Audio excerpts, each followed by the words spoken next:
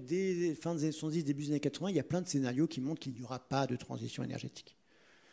C'est vraiment une futurologie extrêmement étrange et assez vite, en fait, le discours qui s'impose, c'est celui de l'adaptation. Et je dirais que, à mon avis, depuis le début, en fait, c'est cette paire de notions qui nous a un peu conduit dans le mur. À la fois, bon, les pays riches sauront s'adapter. Il y a un très fort cynisme aussi, parce que rien n'est dit ou très peu de choses sont dites des pays qui seront moins bénis des dieux que les États-Unis.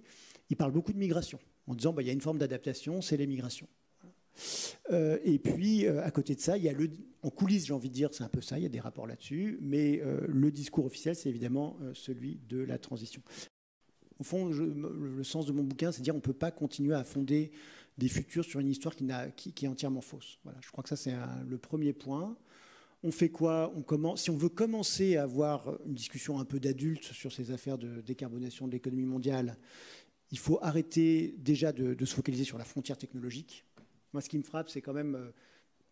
il y a encore énormément d'obsessions sur la frontière technologique, alors que le changement climatique, c'est causé par les vieilles techniques, c'est par 2 siècles d'accumulation technologique.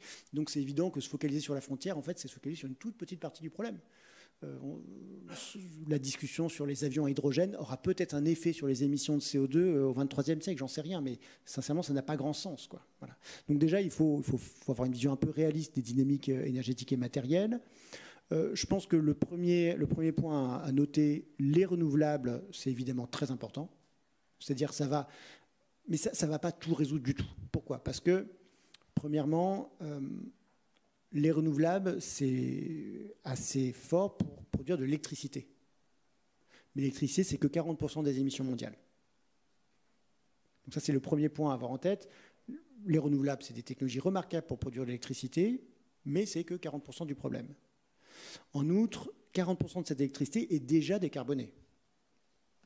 Dans le monde, 40% de l'électricité est déjà décarbonée. Ça, c'est un point qui n'est peut-être pas très connu, mais le nucléaire, plus, surtout l'hydraulique, bien plus que le nucléaire, c'est déjà 40% d'électricité décarbonée. Ça n'empêche pas les émissions de CO2 de continuer de croître. Donc, c'est un autre problème. Voilà. Même décarboner l'électricité, ça reste difficile, même avec les renouvelables. En ce moment, en Chine, on construit énormément de renouvelables. Alors là, les experts... avec cette vision logistique de substitution, on dit bah, ça y est, en fait, tout le monde admire le fait que vous voyez, la courbe de diffusion du solaire s'est relevée. On n'est plus sur le truc plat, on est sur le truc maintenant qui commence à être exponentiel. Mais est-ce que ça veut dire qu'une transition est en cours? Pas forcément. Et d'ailleurs, pas du tout. En Chine, il y a une explosion des renouvelables et en même temps, le charbon continue de croître. Et parce que les deux, une fois encore, ne sont pas du tout pas en compétition. Ce qui se passe, c'est par exemple à l'ouest de la Chine, en Mongolie intérieure, il y a du charbon très bon marché. Du charbon de surface, très facile à exploiter, très compétitif. Donc, ce qu'on fait, c'est qu'ils construisent d'énormes champs de renouvelables, solaires et éoliens, des centrales thermiques ensemble. Ça permet de lisser, évidemment, les questions de variabilité des renouvelables. Et ça permet de rentabiliser les coûts de connexion qui sont considérables. Parce que l'électricité, elle n'est pas consommée dans l'ouest de la Chine. Elle est consommée, évidemment, dans l'est de la Chine, là où il y a l'essentiel de la population. Donc, vous voyez, en fait, il y a plein de contraintes techniques, économiques, qui font que même en fait, décarboner l'électricité, ce n'est pas si simple. Voilà. Et là, on n'a parlé que de l'électricité, mais la question clé, au fond, c'est quel monde va alimenter cette électricité renouvelable, relativement décarbonée. Si c'est un monde qui dépend encore de l'acier, du ciment, du plastique, franchement, on n'a pas du tout, on a un petit peu fait avancer le public, mais on n'a pas du tout résolu le problème, quoi. Et c'est vrai que, par exemple, sur l'acier, il y a des projets de faire de l'acier à l'hydrogène, etc., mais quand on commence un peu à se pencher sur le problème, on voit que ce n'est pas du tout à la hauteur ni dans les temps impartis. L'acier à hydrogène, donc on réduit le minerai de fer avec de l'hydrogène. C'est plutôt qu'à utiliser du coke, on utilise de l'hydrogène qui va récupérer les atomes d'oxygène pour récupérer le fer pur, pour faire de l'acier. L'acier hydrogène, vous prenez la World Steel Association, donc la sidérurgie mondiale, ils disent au mieux, on sera en 2040-2050 à 8% d'acier à l'hydrogène. Donc, voilà, on n'est pas du tout dans les rythmes ni dans les échelles voulues. Pour le ciment, donc ça vous concerne directement en tant qu'urbaniste, et d'ailleurs l'acier aussi, la moitié de l'acier, c'est les bâtiments. 20% en gros, c'est les moyens de transport, la moitié, c'est les bâtiments, toutes les structures en acier qu'il y a dans le béton, etc. Pour le ciment, alors le processus en tant que tel émet du CO2, donc on va dire on va capter le carbone. Manque de chance, où est-ce qu'il y a beaucoup de cimenterie maintenant? C'est dans les pays pauvres, dans les pays en développement. Parce que c'est là où on construit des nouvelles infrastructures, on construit des routes, on construit des bâtiments, on a une population qui augmente, etc. Donc Et c'est quand même peu crédible d'imaginer que des pays... Alors là, on produit beaucoup de ciment. Évidemment, il y a la Chine en 1, toujours comme d'habitude. En 2, il y a l'Inde. En 3, je crois qu'il y a l'Indonésie ou le Vietnam, je ne sais plus. C'est assez peu crédible de penser que des pays qui ont un PNB par habitant 4 fois plus faible que le PNB des pays européens vont utiliser des techniques que les Européens n'utilisent toujours pas, parce que ça coûte cher, tout simplement. Aller récupérer le CO2 à la sortie des cimenteries, ça reste cher. Voilà.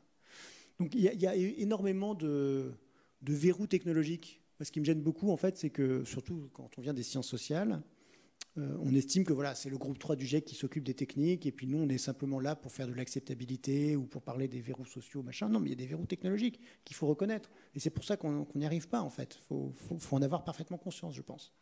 Ça ne veut pas dire qu'il ne faut pas faire progresser les techniques, pas du tout. Ce n'est pas du tout un argument technophobe, c'est qu'il faut...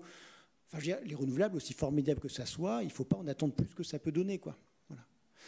Alors, une fois qu'on a dit ça, je pense que ça permet de reposer la question en termes de niveau de consommation matérielle indispensable. Voilà, il y a des choses dont on ne peut pas se passer. Il y a du carbone qu'il faut émettre parce qu'on ne peut pas se passer de ciment. Le ciment, c'est très utile pour faire plein de choses. Je sais pas, un réseau d'adduction d'eau, bon, il n'y a aucun problème à faire des tuyaux en ciment, c'est indispensable peut-être. Vous voyez, je ne sais pas. Mais donc, niveau de consommation acceptable et puis répartition.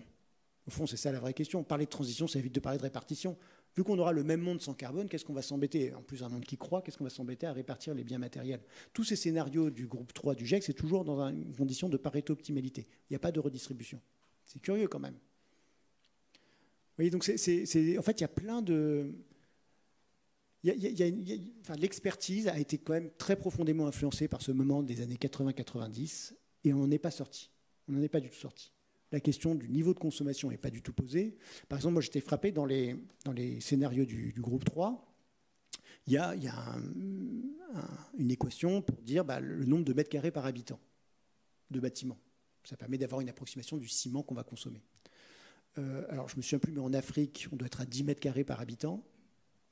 Ça va peut-être passer à 15 ou 20, ça va doubler. Donc, il y aura des logements plus grands. Ce qui paraît quand même, 10 mètres carrés, c'est pas beaucoup, 10 mètres carrés. Mais aux États-Unis, on doit être à pas loin de 100. On estime que ça va aussi augmenter à 110, 120, vous voyez. Il n'y a aucune volonté d'imaginer des formes de redistribution à l'échelle internationale quand même. Ça, je trouve ça très problématique. Alors, je ne dis pas que c'est la solution. Une fois encore, je pense qu'il n'y a pas de solution. Voilà. À mon avis, on aura largement les 3 degrés en 2100, comme les climatologues nous le disent depuis longtemps. C'est ça le truc honnête à vous dire. Je pense qu'il n'y a pas de solution. Maintenant, on peut commencer à réfléchir différemment, parce que visiblement, la manière dont on a réfléchi jusqu'à maintenant, ça n'a pas mené, c'est pas allé bien loin, quoi. Les énergies ne sont pas séparées du tout. C'est très difficile de les séparer. Alors, les renouvelables, elles sont complètement prises dans les fossiles, évidemment. Les panneaux solaires, c'est fait avec du silicium. Le silicium, c'est un métal, il faut le raffiner, on le fait avec du coke et du charbon de bois. Beaucoup de charbon de bois, d'ailleurs. Les éoliennes, vous voyez, c'est des grands mâts en acier, a priori, ça ne pousse pas sur les arbres. Alors, ça, c'est pas si grave que ça, en vérité. Il y a des calculs qui montrent qu'il faudrait 50 gigatonnes de CO2 pour remplacer la production électrique actuelle par des renouvelables. Donc ça vaudrait le coup, c'est rentabilisé en 2-3 ans, paf, vous avez rentabilisé votre investissement. Donc il faut le faire. Le problème, c'est en fait tout ce qui est en aval. C'est qu'est-ce qu'on va faire de cette électricité? Je le disais dans la conférence. Si vous voulez avoir des voitures électriques, la voiture électrique, c'est vraiment l'exemple typique de la mauvaise solution. Ça réduit de moitié, un tiers les émissions en France, parce qu'il y a beaucoup de nucléaire, mais dans la plupart des pays, ce n'est pas du tout le cas. Fondamentalement, quand vous prenez l'histoire de la voiture électrique, pourquoi ça commence en Chine? Parce que la Chine a bien compris qu'elle était vulnérable, il lui manque du pétrole.